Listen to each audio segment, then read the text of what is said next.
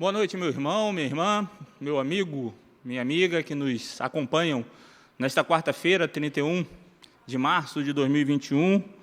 Assim como o título do nosso prelúdio, Bendita é a hora de oração. Você que está conosco nesse nosso culto de oração dessa quarta-feira, seja muito bem-vindo e que a graça e a paz do nosso Senhor Jesus Cristo esteja sobre sua vida e sobre sua família. O tema do nosso culto desta noite é edificando nossas vidas sobre a pedra angular. Fechamos nossos olhos, abaixemos nossas frontes e entremos ao trono da graça do nosso Deus, colocando os nossos corações como sacrifício diante do seu altar, clamando ao nosso Deus para que venha nos purificar, nos limpar de tudo aquilo que nos impede de estarmos ouvindo a sua voz, a sua palavra nessa noite. Então você aí no seu local, onde você esteja nos acompanhando pela internet, feche seus olhos, baixe sua cabeça, vamos orar.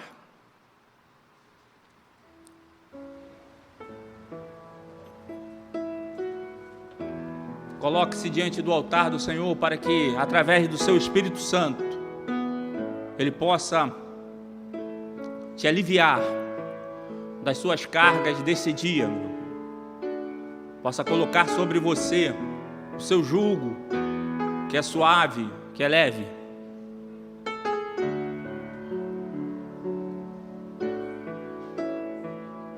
Quebrante-se diante da potente mão do nosso Deus, para que Ele, restaurando você, possa te transformar num vaso novo, e assim você possa ser usado da maneira que Ele quer, aonde Ele quer.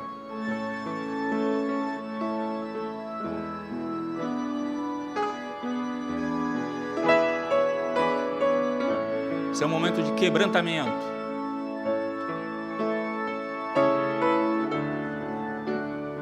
Peça perdão pelo seu pecado, pelo seu erro, por aquilo que entristeceu o coração de Deus, trouxe também tristeza ao seu coração nesse dia.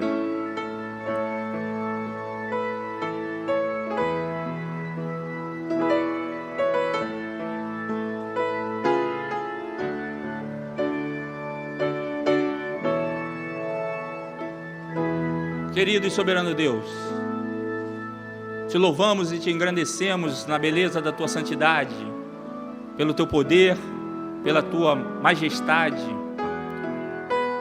Colocamos nossas vidas diante de ti, para que tua graça possa nos perdoar os pecados, nos purificar de toda imundícia. para que tenhamos um contato direto contigo através do nome de Jesus Cristo, para que tua palavra possa encontrar local em nosso coração e tua voz possa ser ouvida pelos nossos ouvidos, e assim quebrantemo-nos diante de ti, para que o Senhor possa nos fazer vasos novos. Que esse culto de oração seja de transformação nessa semana da Páscoa, onde lembramos a morte e a ressurreição de Jesus Cristo, pois oramos através dos feitos de Jesus na cruz por nós, de agora e para sempre. Amém e amém. Façamos o nosso texto de introito, que se encontra lá em 1 Pedro 2, do 4 ao 6. Se você prefere acompanhar também lendo na sua Bíblia, vou dar um tempinho para que você possa abrir sua Bíblia e procurar aí em sua casa, onde você esteja, o texto para que nós possamos ler juntos. O texto que nós colocamos é para que nós possamos fazer numa mesma voz, de um mesmo jeito. Leiamos então. À medida que se aproximam dele, a pedra viva, rejeitada pelos homens, mas escolhida por Deus e preciosa para ele, vocês também estão sendo utilizados como pedras vivas na edificação de uma casa espiritual para serem sacerdócio santo, oferecendo sacrifícios espirituais aceitáveis a Deus por meio de Jesus Cristo, pois assim é dito na Escritura: eis que ponho em Sião uma pedra angular, escolhida e preciosa, e aquele que nela confia jamais será envergonhado. Que Deus assim abençoe a leitura da sua palavra em nossas mentes e coração. Cantemos o hino congregacional do HCC 416. Nossa morada na rocha está, edificando nossas vidas sobre a pedra angular, é o tema do nosso culto. E nós iremos então entoar nesse instante: nossa morada na rocha está. Vamos declarar isso com os nossos corações. Boa noite, amada igreja. Portanto, quem ouve estas minhas palavras e as pratica é como um homem prudente que construiu a sua casa sobre a rocha. Mateus 7, 24.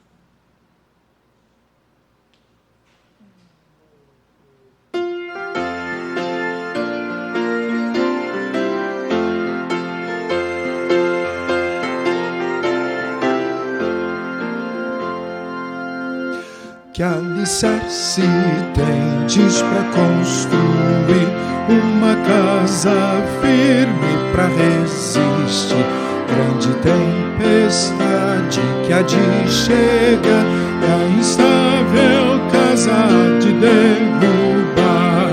Nossa morada na rocha está, firme e segura ela ficará, quando o temporal contra ela der, há de resistir e permanecer. Como faz a areia na fundação, fazem nossas obras na salvação, pois alguém que nelas somente crê no Senhor Jesus ainda não tem fé. Nossa morada na rocha está, firme e segura ela ficará, quando o temporal contra ela der, há de resistir e permanecer.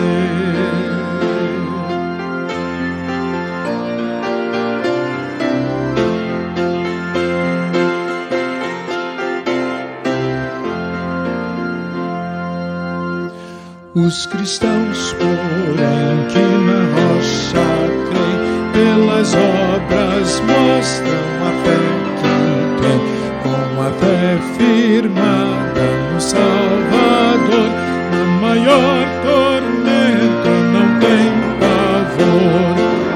nossa morada na rocha está, firme e segura ela ficará. Quando o temporal contra ela der, há de resistir e permanecer.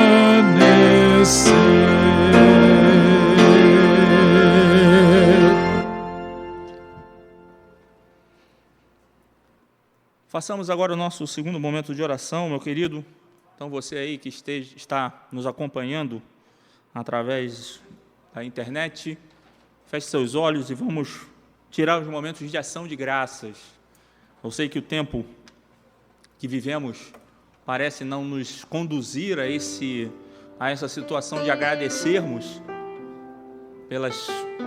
pela nossa vida, ou por aquilo que está no nosso dia a dia, mas a palavra nos força, nos caminha, nos insta a buscarmos em tudo dar graças, porque essa é a vontade de Deus. Então, agradeça a Deus, porque através das misericórdias do Senhor que se renovaram nessa manhã, nós não fomos consumidos e podemos estar aqui agora juntos, como igreja, louvando, engrandecendo e exaltando o nome do Senhor.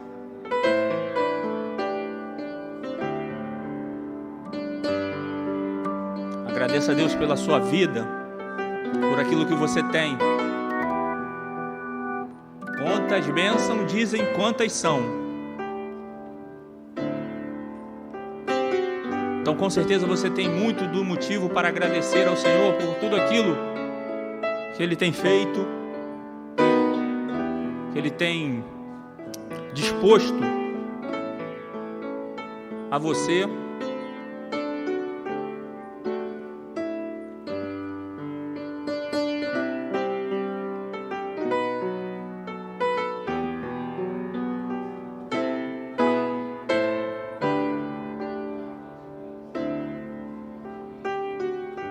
Independente da sua situação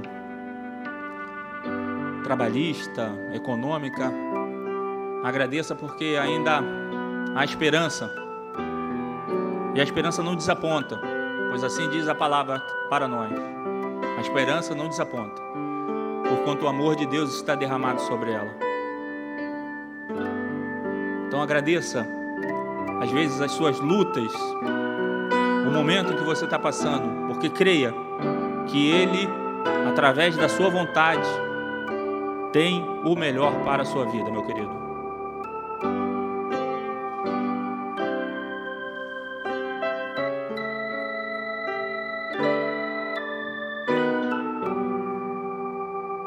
Diariamente nos é dado, através dos grupos de mídia da igreja, uma lista de pessoas que antes estiveram no hall das pessoas a lutar por os seus problemas, mas agora estão agradecendo. Então louve a Deus por essa lista de agradecidos ao Senhor, porque foram abençoados com aquilo que buscavam.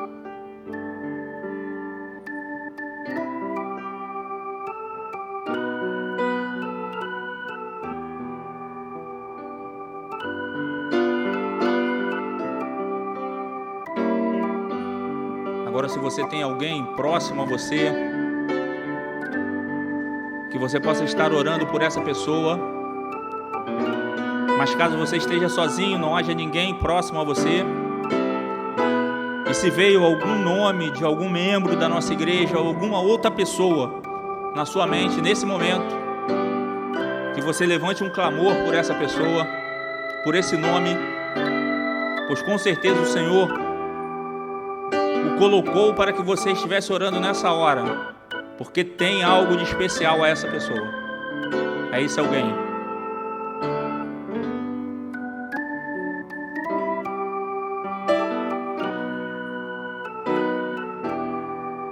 Ore agradecendo por sua família, pais, orem por seus filhos, orem por seus pais, esposo, ore por sua esposa, ore por seu esposo.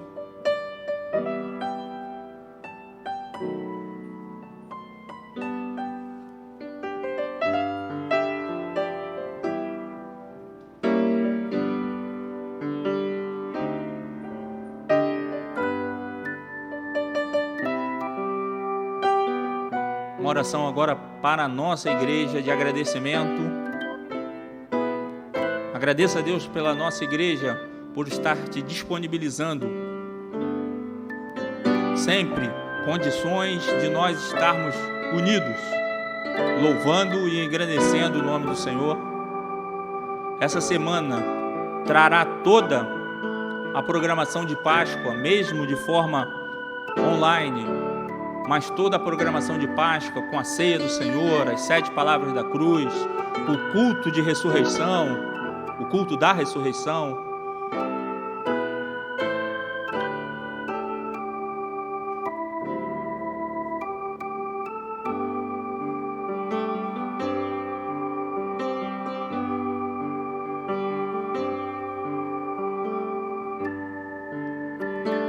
Querido Deus, mais uma vez na Tua presença nós agradecemos ao Seu manifestar sobre nossas vidas.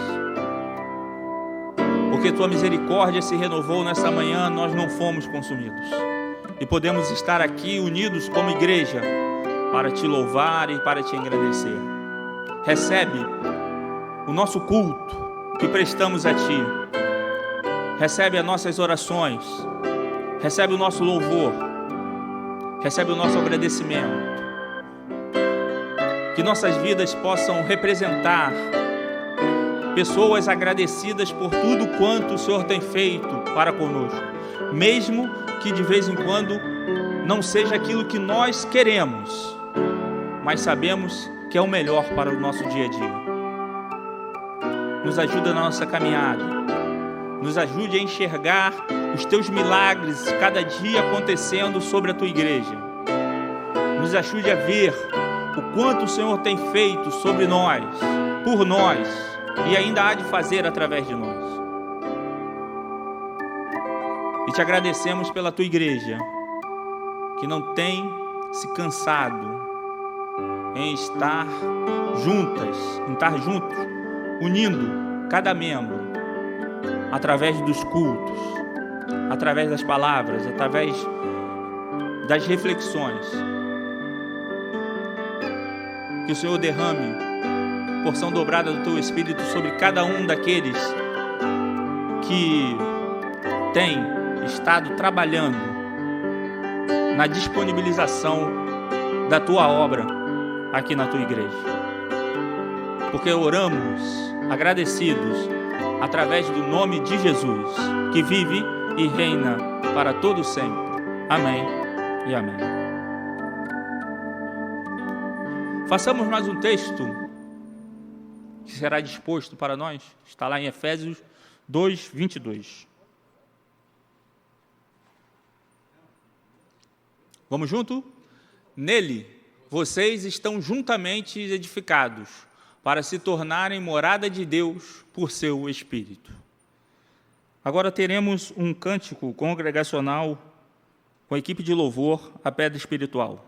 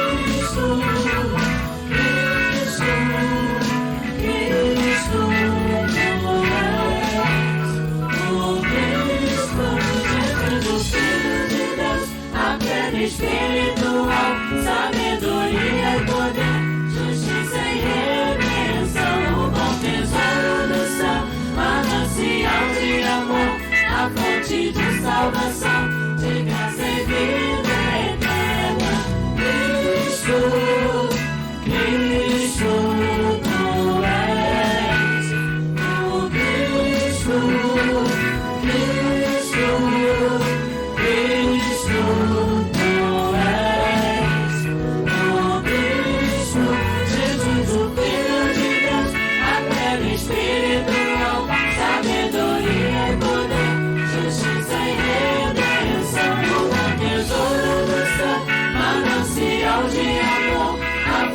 de salvação, de graça e vida eterna.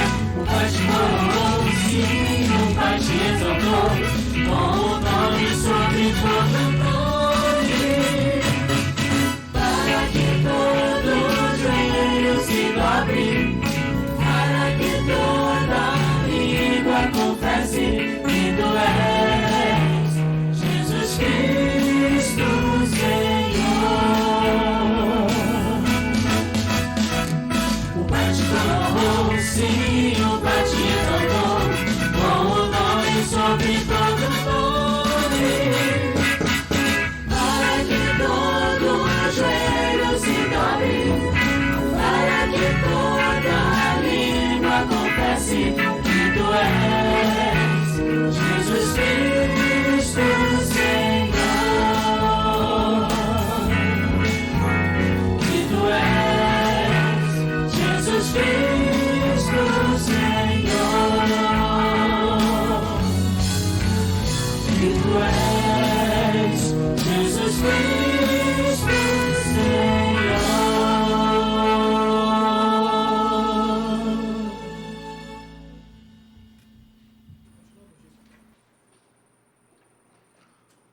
Agradecemos a presença da equipe de louvor nessa quarta-feira, no nosso culto de oração. E agora, nesse momento de oração que se segue, é onde eu conduzo a igreja em temas e que você aí na sua casa, no seu local e que nos acompanha, estará transformando eles na sua oração desse momento. Então, que nessa hora, meu querido, você esteja orando pela Igreja Batista do Parque São Basílio. Primeiro, você agradeceu por tudo quanto ela tem disponibilizado, tem trabalhado, tem feito, para que possamos ter a comunhão num culto. Mas precisamos das orações dos irmãos, para que permaneçamos firmes sobre a rocha, para sermos relevantes, para fazermos a vontade de Deus. Então, ore por sua igreja, clame por ela. Não deixe brechas. Tem uma parte, eu acredito que é em Esdras, que o Senhor diz: procurei alguém para se colocar na brecha. Se coloque na brecha, meu querido. Não deixe fenda no muro. Ore por sua igreja. Clame por ela. Ore pela vida do nosso pastor Valdemir Alves da Silva. Clame por sua vida, por seu ministério, por sua família.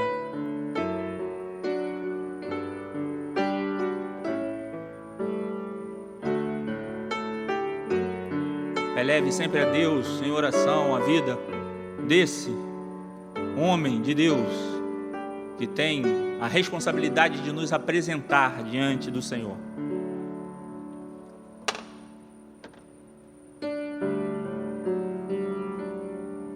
Ore pelos pastores auxiliares dessa igreja, pelos departamentos e lideranças que aqui compõem, por ministérios que trabalham aqui, música, educação religiosa, missões. E por missões, esteja orando agora por um nome de um missionário que a nossa igreja ajuda nesse momento.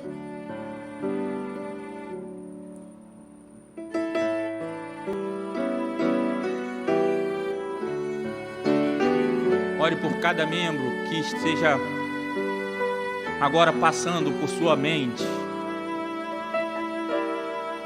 Há quanto tempo você não tem o contato físico, mas agora você pode ter o contato espiritual através da oração.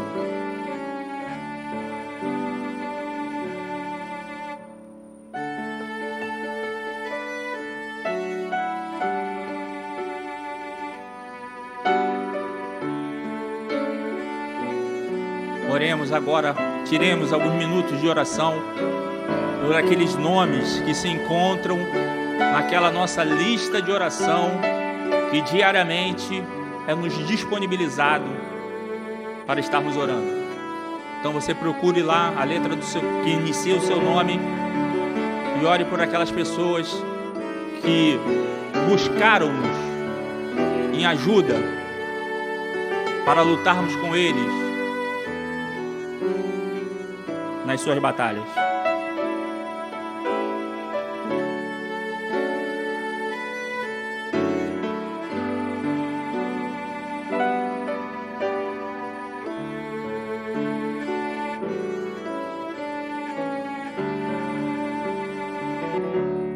Mas indo um pouquinho além, oremos pelo nosso país,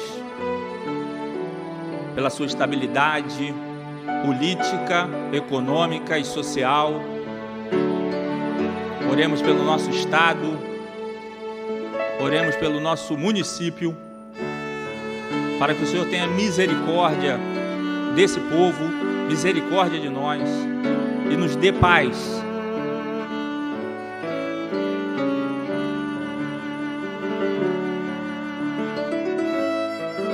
Meu querido, coloque a vida do nosso presidente nas mãos do Senhor, para que tenha sabedoria, os governadores, prefeitos, o legislativo e o judiciário do nosso país.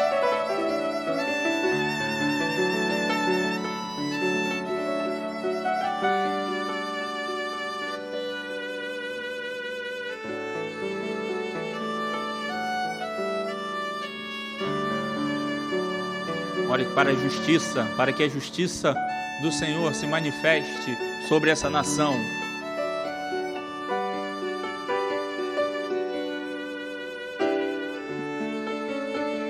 Ore para que também o amor de Jesus Cristo venha a brotar em corações que se encontram perdidos, sejam nas drogas, vícios, no desespero da depressão, na ansiedade.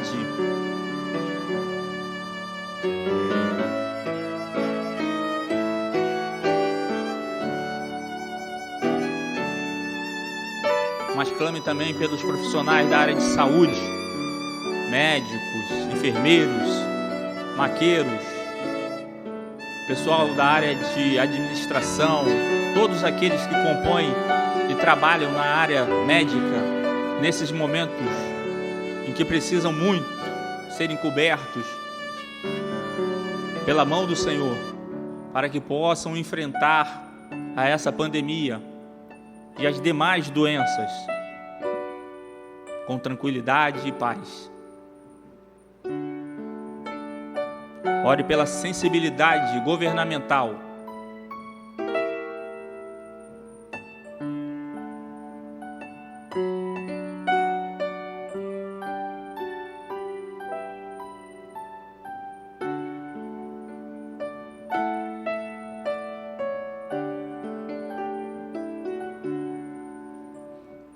ore agora, meu querido, por uma estabilidade econômica, para que segunda-feira, quando aqui no município do nosso estado, município do Rio de Janeiro, deverá se retornar às atividades depois desse momento de reclusão, realmente a curva de contágio da doença possa diminuir, possa se voltar a vida a uma normalidade.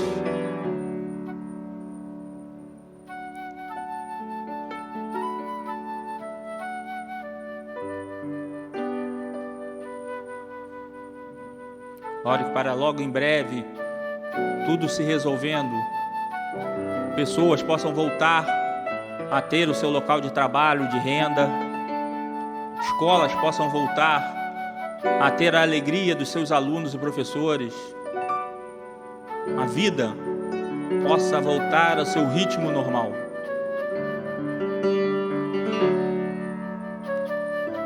E clame agora ao Senhor, para que Ele possa estar nos ensinando a voltar a ter os nossos cultos presenciais no tempo dEle e no momento dEle. Clame pela sabedoria de Deus, pois se temos falta, a palavra diz para nós clamarmos por sabedoria.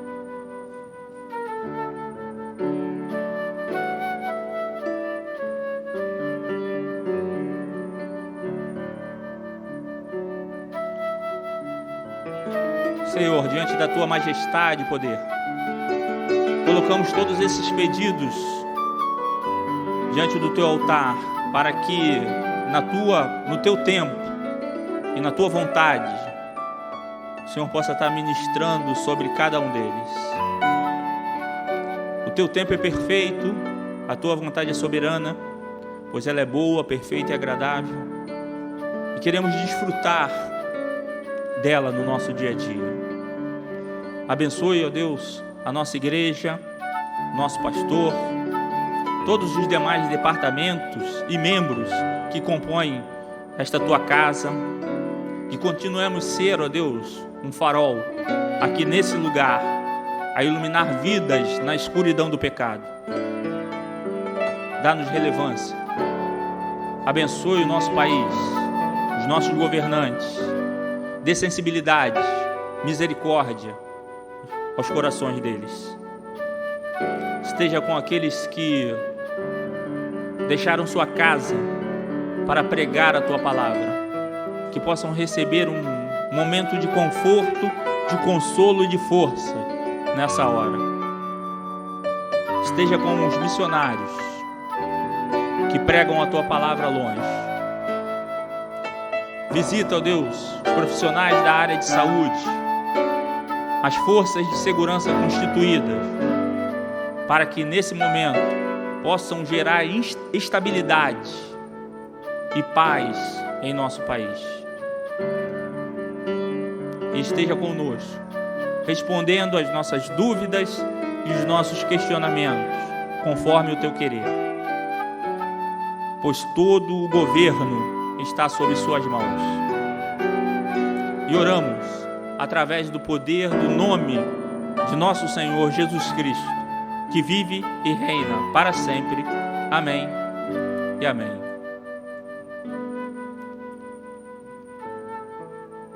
Teremos agora uma participação especial com o nosso irmão Kleber Bernardo.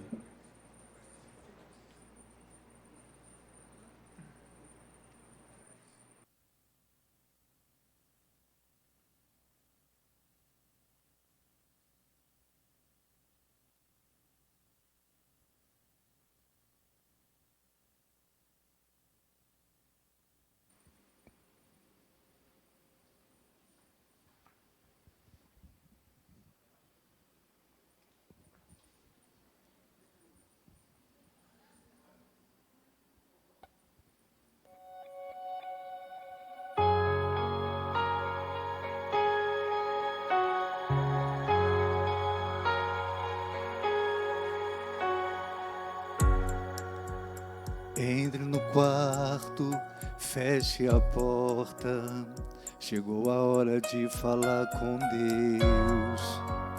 Dobre os joelhos e sinta a presença que toma todo esse lugar. Sinto a glória de Deus.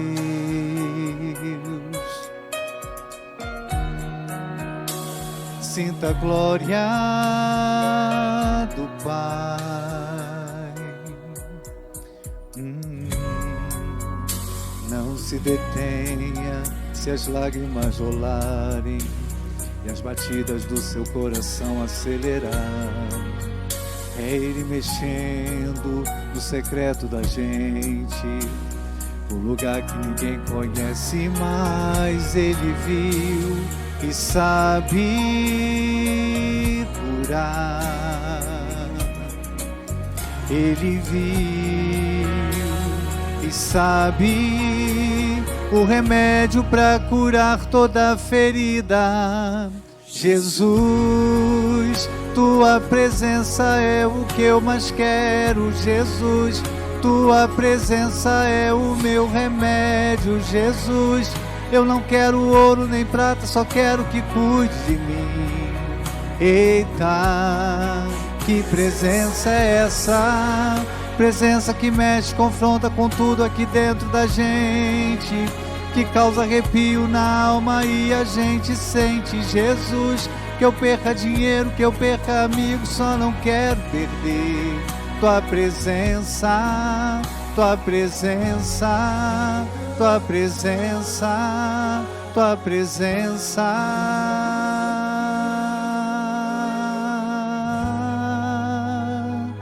Oh, oh, oh.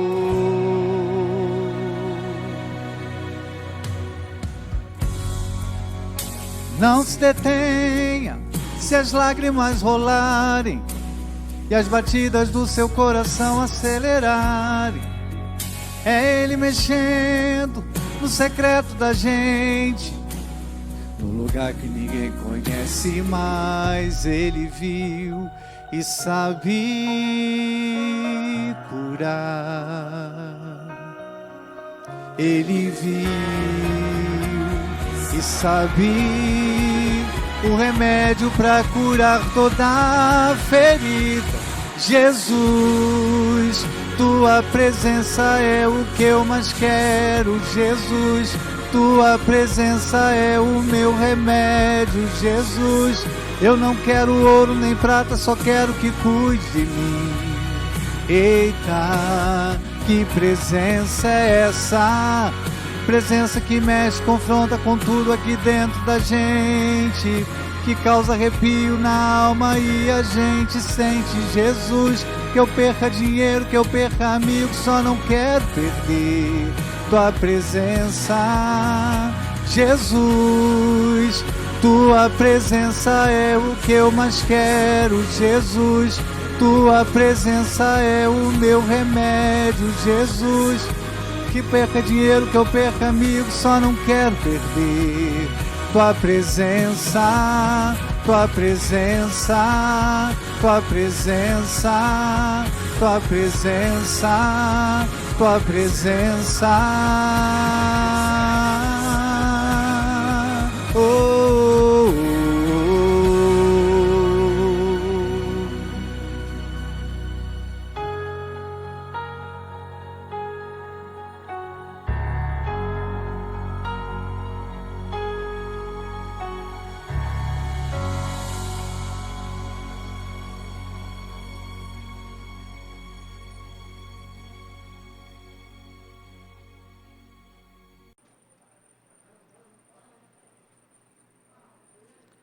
A celebração da palavra nessa noite estará sob a condução do nosso pastor Valdemir Alves da Silva. E um momento.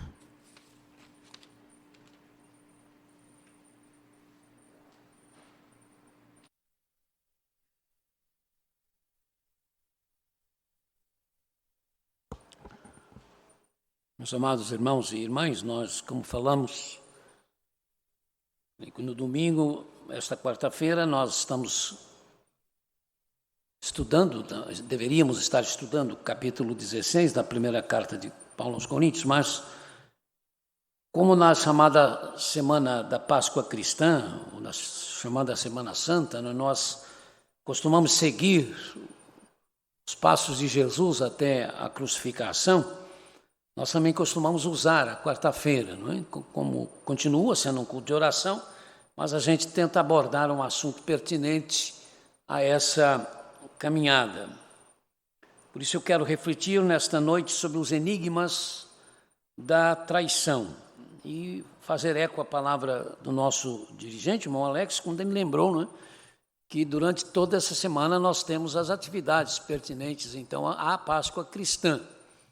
Amanhã, a celebração da Ceia do Senhor, via online, mas com os irmãos que vão estar aqui para gravação, e os instrumentistas, às 20 horas. Não pode ser antes, irmãos, porque há irmãos que estão trabalhando, né?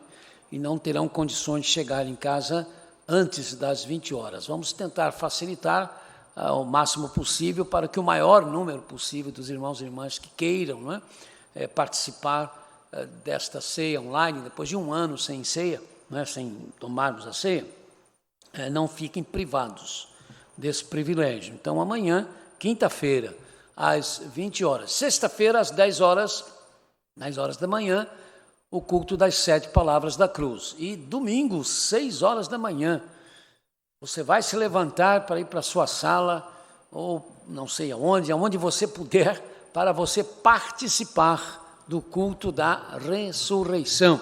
6 horas da manhã. Às vezes você acorda um pouquinho antes, para dar tempo de você pentear o cabelo, se ajeitar, pôr uma roupinha. Se não der tempo, vem do jeito que está, despenteado, de pijama, mas não deixa de fazer parte, não é? Mas como você para a igreja viria todo arrumadinho, chega, levanta um pouco mais cedo, né?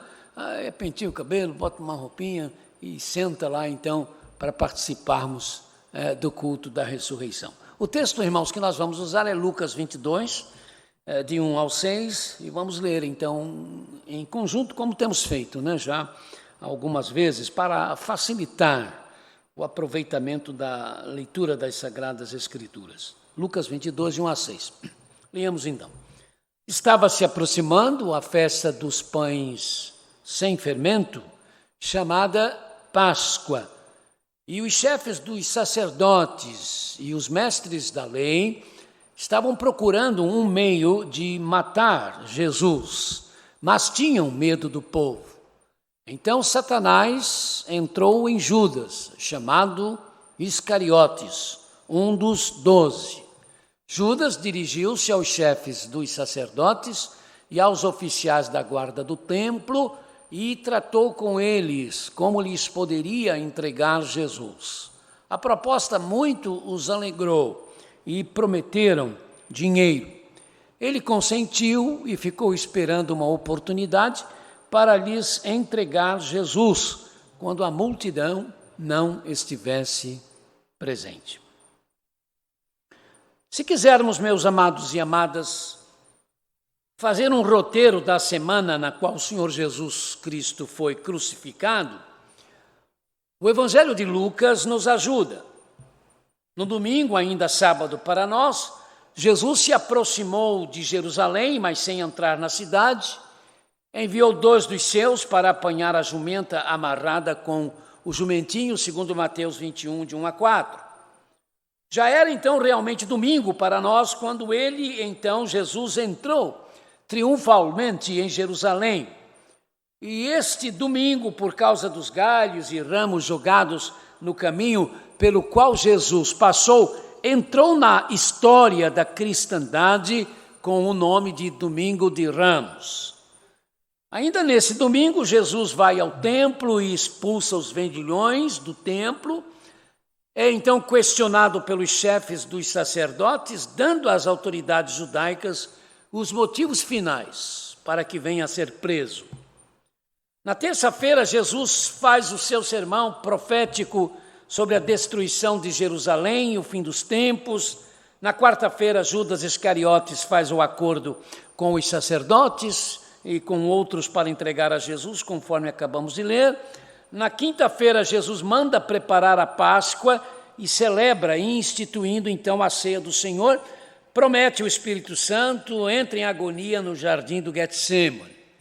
É preso, Pedro nega, Jesus é levado a Caifás, apanha dos soldados. Na sexta-feira, Jesus comparece diante do Conselho Superior dos Sacerdotes, é levado a Pilatos, condenado e crucificado.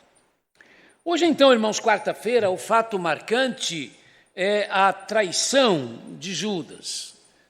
E a questão sempre merece ser pensada, não é a primeira vez que eu estou tratando desse tema, nesta oportunidade, por causa dos seus enigmas que merecem ser refletidos, apesar de tão tristes e lamentáveis. O primeiro desses enigmas está no fato de que, assim como Deus busca pessoas para serem seus instrumentos, seus mensageiros, Satanás também faz isto. A verdade é que cada um de nós, seres humanos, podemos nos tornar em instrumentos do bem ou do mal, em instrumentos de Deus ou instrumentos do diabo. Os seguidores de Zoroastro, Zaratustra, o persa, criam que estava havendo sempre uma batalha entre o Deus do bem e o Deus do mal, entre a luz e as trevas. Zoroastro cria num Deus do bem, Ahura Mazda, e num Deus do mal, Angra Mainyu. Angra Mainyu. Eram 2 poderes, segundo ele, em um mesmo nível, E por isso atribui-se a Zoroastro a origem da doutrina do dualismo, que perturbou bastante os cristãos do segundo século através do gnosticismo.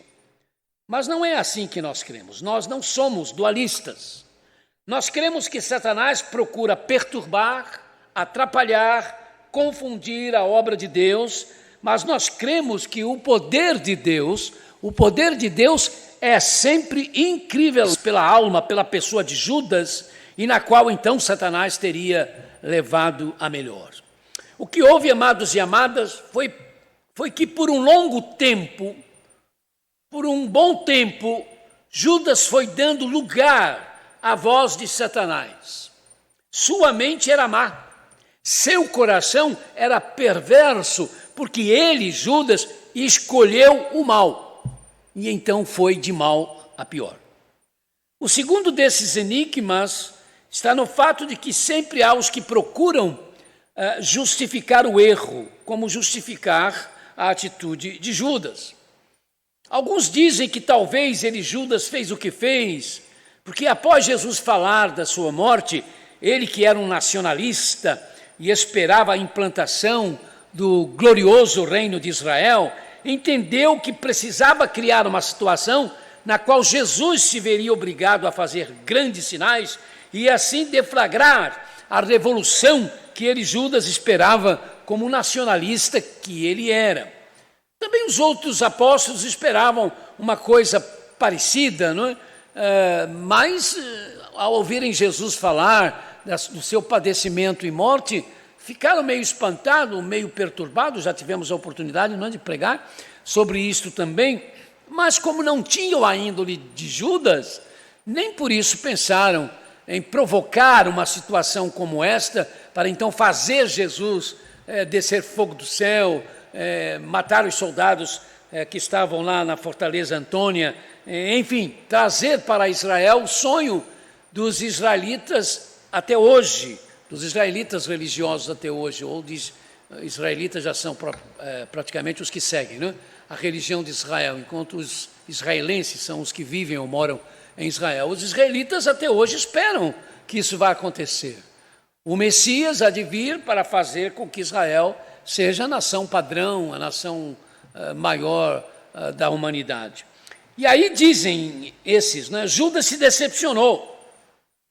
Quando ouviu Jesus falar que teria de ser entregue e morto, decepcionou-se e, revoltado, quis uma espécie de compensação pelo tempo perdido. Foi enganado, foi tapeado. Dizem que ele pode ter dito isto. Na verdade, irmão, Judas escolheu ser o protagonista de um dos piores e mais depravados atos da história. Amados, um coração sem Deus é capaz de atos terrivelmente enganosos. Um coração sem Deus é uma mente, é uma consciência sem Deus. E quando Deus não tem lugar na consciência de alguém, o que não pode acontecer? Quando perguntaram a um ex-soldado da Gestapo de Hitler, já bem velhinho, e que fizera parte dos soldados alemães que estiveram no pior dos campos de concentração para se matar judeus durante a Segunda Grande Guerra, incluindo crianças, incluindo-se bebês, perguntaram então se ele se sentia culpado de ter participado de tanta crueldade. Irmãos, eu me espantei com a resposta dele, não é? Eu não tinha visto esse documentário, creio que da CBN, não, daquela emissora maior de Londres. Isso. Eu não esperava, né, que ele tivesse a coragem de dizer o que disse, já uns bem velhinho, cabelinho branco. Fui ensinado, desde criança, que os judeus eram uma raça miserável, nojenta. Não, eu não senti e não sinto qualquer culpa por terem feito aos judeus o que fizeram. É o cauterizar da consciência, né, conforme Paulo diz. Mas não tenhamos dúvidas quanto a isso, né? Um dos grandes argumentos que se levantam contra o cristianismo, contra as religiões em geral, mas especialmente contra o cristianismo, por esses ateus contemporâneos, é de que a religião tem sido um dos grandes motivos de violência e de guerras. A gente sabe disso, né?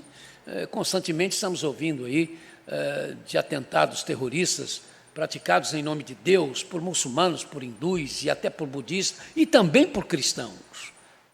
As cruzadas é um exemplo pavoroso, né, de que como pode-se usar o nome do doce profeta, do doce Senhor, do nosso doce Salvador, para perpetrar atos inimagináveis para as pessoas cristãs. Mas é interessante que eles então fazem um arrazoado muito grande, levantam os argumentos com fatos históricos, mas há uma pessoa que escreveu um livro recentemente, ele chegou a fazer parte do grupo de conselhos de presidentes dos Estados Unidos, e ele vai mostrando que os ateus ou aqueles que não acreditam em Deus, na verdade, provocaram mais guerras com um número muito maior de mortos. E ele vai citando, né, os exemplos, as histórias de homens, de ditadores que não criam em Deus, que não tinham compromisso com Deus e conseguiram fazer pior ainda do que esses religiosos, né, alguns até cristãos que falam de Cristo, mas não o tinham, não têm, fazem no seu contexto. Mas não tenhamos dúvidas, porque sem Deus nas consciências, há, por exemplo, os que são capazes de usar o poder da mídia, importante, necessário, indispensável, para impor suas ideias e determinarem aos outros o que devem e como devem pensar. Sem Deus em suas consciências, as pessoas são capazes das maiores atrocidades, das mais detestáveis patifarias, como desviar dinheiro a ser aplicado no combate ao Covid-19 e vender vacinas para os que estão ainda fora dos grupos a serem vacinados, aplicando nada nos que vão ser vacinados. Mente sem Deus e às vezes falando de Deus. Já ouviram falar do Frei Tomás Torquemada? Alguns provavelmente sim. Ele morreu em 1498, ele era descendente de judeus que foram obrigados a se tornar católicos. Ele foi o chefe da Inquisição na Espanha e o confessor da rainha Isabel de Castela. Ele foi um homem tremendamente cruel, sádico, que autorizou e dirigiu barbaridades em nome de Cristo, como mandar tirar do ventre da mulher grávida acusada de heresia o neném que estava nela a ferros, sem qualquer sentimento de misericórdia. Havia padres da época que diziam que ele era louco, como havia padres que diziam que ele era de fato um endemoniado. Apesar de líder religioso, Torquemada era um coração sem Deus, uma mente e uma consciência sem Deus, e por isso ele se tornou num espaço vazio que foi ocupado por Satanás, que então o estimulava a engendrar e burilar as suas maldades. Torquemada foi a antítese de Francisco de Assis. Assis sofria porque via as pessoas sofrendo, enquanto Torquemada sentia prazer em ver os sofrimentos dos outros. A ideia dos predestinários radicais é de que Judas já havia sido separado para ser o traidor. É uma questão de enfocar, irmãos, corretamente a Bíblia. Quando a Bíblia faz uma profecia, quando ela fala de um fato que vai acontecer, ela o faz porque Deus a usa para avisar os que são seus sobre isto, sobre o que está para acontecer, de modo a que se preparem para o que ela está falando. Mas a coisa não acontecerá porque antes Deus criou o que estava para acontecer e a Bíblia então foi usada para determinar isto. Se isso fosse verdade, irmãos, a Bíblia seria um livro impiedoso, de um Deus impiedoso, e não de um Deus que é justo, que é o Senhor da luz e Pai, não é? De toda a justiça, o Deus justo, como a Bíblia chama, como Tiago diz. Quando se entende que a expressão dos Salmos 41, verso 9, até o meu melhor amigo, em quem eu confiava, e que partilhava do meu pão, voltou-se contra mim, ou levantou contra mim o seu calcanhar. Quando se entende esta expressão como uma previsão da traição de Judas, porque o Senhor Jesus aplicou o texto à traição de Judas, não se deve entendê-la como um fatalismo. Ou seja, não se deve entender que Judas Iscariotes nasceu para ser o traidor. Não. Para alguém ser o traidor de Jesus, esse alguém precisava ser capaz de ouvir tudo o que os apóstolos ouviram, de ver tudo o que os apóstolos puderam ver, e não crer no que os apóstolos creram. Judas Iscariotes estava entre as pessoas capazes de fazerem isto. E foi ele quem ficou ao alcance da escolha de Jesus. Não há nada, absolutamente nada, que diga que Judas não foi com os 70 fazer o que Jesus mandou fazer e que voltaram empolgados pelas curas que aconteceram, por demônios que foram expulsos. Com certeza, irmãos, ele estava no meio e viu. Talvez tenha dito lá, impondo a mão até na cabeça de endemoniado, sai em nome de Jesus, mas fazendo o que os outros estavam fazendo, repetindo simplesmente o que os outros estavam fazendo, porque dentro dele, ele não conseguia entender a grandiosidade do poder do mestre, né, a quem ele estava seguindo. Eu não acredito que o Senhor Jesus sabia que Judas Iscariotes era o traidor quando o escolheu. Isto é, no momento da escolha. Logo depois, Jesus saberia, logo depois. Mas não no momento da escolha. Jesus não sabia, não porque não podia saber, mas porque entendia que não devia saber, da mesma forma que entendeu que não devia saber o dia da sua volta, como ser humano. Porque os irmãos imaginem a situação, vou escolher os 12, mas eu já sei, é você que vai me trair, e chamá-lo. Não nos esqueçamos que Jesus estava como homem, irmãos, como ser humano, e como ser humano, isso para ele seria algo muito difícil de trabalhar. João disse que desde o início Jesus sabia quem o havia de trair, João 6,54. Mas esse desde o início não significa no momento, quando o escolheu, e sim logo depois, nos primeiros dias de caminhada ou nas primeiras semanas. E com certeza foi Judas mesmo quem por si mesmo abriu a porta para o diabo e com as atitudes que tomava e pelas coisas que dizia, fez com que Jesus Cristo percebesse então quem era o traidor. A porta do coração não tem fechadura do lado de fora, só de dentro. Pedro esteve perto de ser um traidor permanente.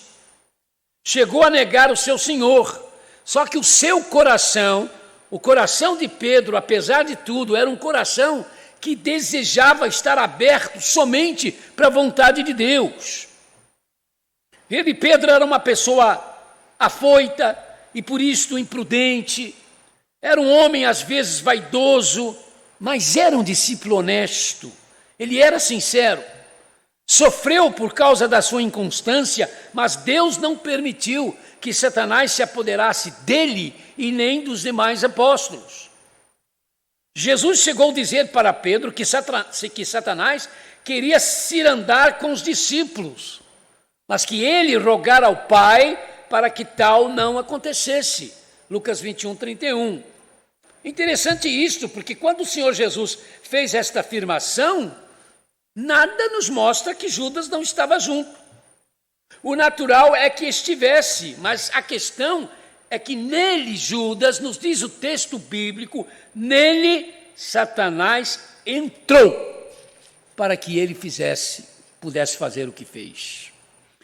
E o terceiro enigma, irmãos, é mesmo este. Lamentavelmente, sempre há os que estão na igreja, mas que se preocupam tão somente consigo mesmos, que são servidores de si mesmos, e que ainda que pareçam discípulos, não são. são traidores do Evangelho. Há pessoas que, não vou dizer que vão chegar a um ponto de Judas, de serem merecedores do estigma ou do epíteto de traidores, mas estão perto. E eu vou aproveitar aqui a questão do culto de oração. Olha aqui, querido e querida, você que é membro da igreja e que ouve falar, vamos orar pelos enfermos, e vamos orar, e entra pelo ouvidinho e sai pelo outro, porque você nunca ora, você nunca se lembra. Talvez se lembre de pedir pelo parente que ficou doente, pela mãe, pelo pai, pelo filho, aí você lembra. Mas dos outros, não. Há uma desobediência crassa nisso. Orem uns pelos outros. Levem as cargas uns dos outros. E aí você não faz? Cuidado, porque você está chegando perto. É claro que você só vai chegar a uma situação de Judas se você não for crente, né?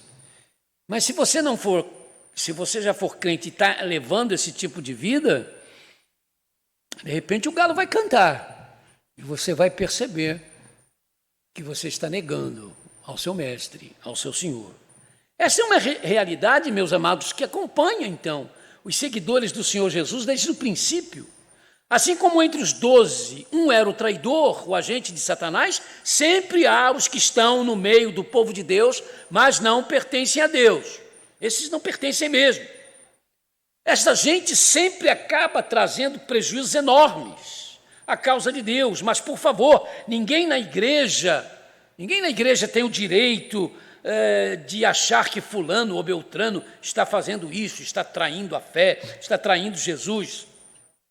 Esse é um julgamento, irmãos, que só pertence a Deus. Lembremos-nos de que foi o Espírito Santo de Deus mesmo quem revelou a Pedro que Jesus era o Messias. Mas Deus não revelou a Pedro que Judas era o traidor. Quem revelou aos apóstolos Judas como traidor foi o Senhor Jesus mesmo, e não qualquer um dos seus apóstolos, entenderam? Por que o Espírito Santo consegue não sendo que ele não tem a capacidade, ou resolve, né, dar a Pedro a verdade sobre Jesus como Messias? E por que esse mesmo Espírito Santo não dá a Pedro ou aos demais apóstolos que Judas era o traidor? Tanto que na hora que Jesus fala, um de vocês há de me trair, houve aquele burburinho no meio deles, quem vai ser? Quem vai ser? E eles deviam estar se perguntando, será que sou eu? Será que sou eu, Senhor? Entendem? Porque eles não sabiam, mas o Espírito Santo não podia dizer a eles, já desde antes, para nem haver aquela confusão, não. O Espírito Santo de Deus, na sua sabedoria infinita, sabia que não podia ser feito isso, porque eles matariam Judas, ou sei lá o que fariam com Judas, né? E a coisa acabaria desgringolando e precisando aparecer um outro, né, que viesse ser o traidor, porque isso estava dentro da profecia. Mas volto a dizer, a pessoa se abriu para isso. O caráter de Judas foi o grande responsável por isso. Então, à luz disso, deixemos que o próprio Senhor Jesus, por meio do Espírito Santo, revele o joio em meio à nossa caminhada, quando e se Ele assim quiser. Porque será o Senhor Jesus Cristo, nos diz Ele mesmo, quem enviará os seus anjos para que ao final dos tempos se separe o joio do trigo. Mateus 13, 41.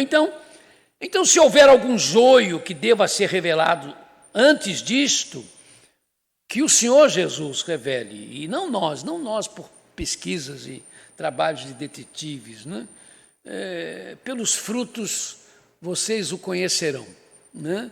Não precisa ficar ninguém caçando ninguém, porque, meu querido, há certas pessoas que eles se revelam por si mesmos, né? E aí se percebe, aí se encaixa também no que o texto diz, não é? Pelos frutos vocês os conhecerão. Quando se faz necessário, o Senhor tem meios de que se descubra antes, não é? Do tempo final, onde todo o joio será finalmente tirado do meio do trigo. O Senhor sempre o faz. Hereges, hipócritas e satanistas dentro da igreja sempre acabam sendo revelados. Lembrem-se de que quem gostava de criticar os outros porque fazia as coisas para Jesus, era Judas. Ele gostava muito de fazer isso. Mas por que está gastando esse dinheiro todo? Né? Podia ter dado aos pobres. E sempre com essa conversa piedosa. É uma conversa piedosa. Cada um de nós, irmãos, dentro da igreja de Deus, deve estar preocupado em se achar como instrumento de Deus, para servir a Deus, por causa de Jesus Cristo. Conversando com um irmão certa feita, ele estava assim, não sei se ele começou a estudar muito essa questão de Judas e começou a ficar assim, um pouco quase que desesperado. Porque ele me perguntava, pastor, será que eu não posso fazer a mesma coisa? E se eu trair Jesus? Primeiro eu disse, irmão com essa preocupação não vai trair Jesus nunca. É igual a pessoa que às vezes chega para mim ou chega para alguém e diz, ai pastor, eu acho que pequei contra o Espírito Santo. Você pecou contra o Espírito Santo? Como é que foi isso? A gente estava numa rodinha, pastor, e começamos a contar piada. E aí eu sabia uma piada envolvendo o Espírito Santo, eu contei, ou alguém contou e eu ri. Falei, meu irmão, isso não deve ser feito, não se deve usar as coisas santas, né? Em questões profanas, mas só o fato de você estar aí preocupadíssimo de ter pecado contra o Espírito Santo é prova de que você não pecou. O pecado contra o Espírito Santo não é isso, né? Então, eu expliquei o que, na nossa maneira de entender, dentro do contexto bíblico, o que seria o pecado contra o Espírito Santo. Então, não é para nos preocuparmos em dizer, será que eu não posso vir a ser um traidor? Mas se temos essa preocupação, irmãos, existe uma chave, existe um remédio, ou existe uma maneira que eu diria não falha. O amor de Cristo nos constrange. Pense nisso, se preocupe com isso, de amar o seu Salvador, mesmo com as suas deficiências, porque todos somos deficientes, não é? Espiritualmente falando, mas nos apossemos disso. Eu tenho que fazer o que é para fazer, tenho que ir na igreja, tenho que me envolver com a igreja, tenho que me envolver com o povo de Deus, por causa dele, por causa daquilo que ele fez por mim. Faça isso, querido, você nunca vai ser um traidor de Jesus, não mesmo, não tem como, né? Poderá falhar aqui, falhar ali, não amar tanto como você achou ou acha que poderia amar e descobre que naquele momento você poderia ter amado mais. Sim, essas coisas podem acontecer, mas chegar ao ponto, né, de você se voltar contra o seu Senhor, no sentido de blasfemar dele, de renegá-lo e de dizer isso tudo é uma mentira, não vai fazer isso, né? Não é tempo em igreja que vai garantir isso. Eu conheço a história, eu conheci essa pessoa, eu era jovenzinho ainda, e ouvi-o pregar algumas vezes, era um grande pregador, um bom pregador, e mais tarde eu fui saber que ele estava fora da igreja, abandonara a igreja, e dizendo a todos que perdera um tempo precioso da sua vida com essa bobagem de evangelho de Jesus Cristo e de cristianismo. Estava no meio, mas não era deles. Ouviu, viu, até falou sobre, mas não sentia o que as pessoas realmente que se dão a Jesus devem sentir. Então, que fique esclarecido isso. Tinha que ter um traidor, porque havia uma profecia. Não, a profecia alertou do que haveria de acontecer, para que quando acontecesse, ninguém ficasse escandalizado. É a forma que Deus tem, usando a sua palavra, de nos preparar para determinados momentos. Não está escrito lá que os escândalos aparecerão? Que nós vamos ter que conviver com os escândalos? O Senhor chega a dizer, mas aquele que provoca o escândalo, era melhor que amarrasse uma pedra, né, no pescoço dele e o jogasse no mar. Mas vai haver escândalo. Não, então vai haver escândalo porque a Bíblia diz que vai haver escândalos. Não, irmãos. A Bíblia diz que vai haver escândalo porque Deus, na sua presciência, viu isso e passou para a sua igreja. Ou seja, para que quando acontecer os escândalos, ninguém venha dizer, não dá não, eu agora desanimei. Não quero mais ser crente, não. Mas não quer por quê, filho? Você estava avisado. Você estava avisado. Os irmãos estão entendendo como é que a gente erra em não conhecer as Escrituras, né? Conforme Jesus disse? Porque é para isso. Os avisos é para isso. É para você chegar e dizer, não, na verdade eu fico triste, mas novidade? Não. Eu já estou avisado, eu já fui avisado, eu já fui preparado para isso. Então foi aqui que aconteceu, olha, alguém vai se levantar contra mim. O salmista já previu isso. Alguém vai levantar, vai ferir, né, o meu calcanhar, vai estar comigo e vai me trair. Bom, então tinha que acontecer, e quando aquela pobre criança chamada Judas de Iscariotes nasceu, já estava ali o estigma. Você nasceu para trair Jesus. Sabe o que nós teríamos de fazer, irmão, se isso fosse verdade? Dizer, quer saber de uma coisa? Judas não tem culpa nenhuma. Não foi ele que escolheu. Deus já separou ele para isso. Então ele não pode nem estar condenado. Nem estar condenado. Mas ele está condenado, sim. A Bíblia é muito clara em falar sobre ele, porque ele é que abriu o coração para Satanás. Poderia ter sido outro? Poderia. Poderia ter sido qualquer um dos apóstolos, poderia ter sido alguém fora do apostolado, mas que tivesse contato com Jesus, se tornasse amigo dele e então fizesse isso. Não foi, porque de todos os que tinham propensão para isso, Judas foi o que mais se abriu para Satanás por causa da sua índole, por causa da sua incredulidade, por causa do seu descaso, na verdade, para com Deus. Que Deus então nos ajude, irmãos, a entendermos essa situação, sem dúvida, tão dramática, não é? Que faz parte da história da paixão, morte e ressurreição de Jesus. Eu sempre gosto muito de rever isto, né?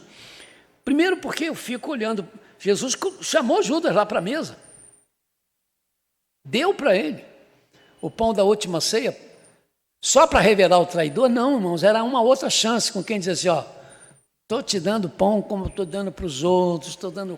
Vê se manca, companheiro, vê se entende o que eu quero fazer. E como aconteceu no jardim do Getsemane, aliás, eu já preguei sobre isso, né? Quando Judas chega, Jesus pergunta, a que vens, amigo? Ironia? Não, ironia não. Era a última chance.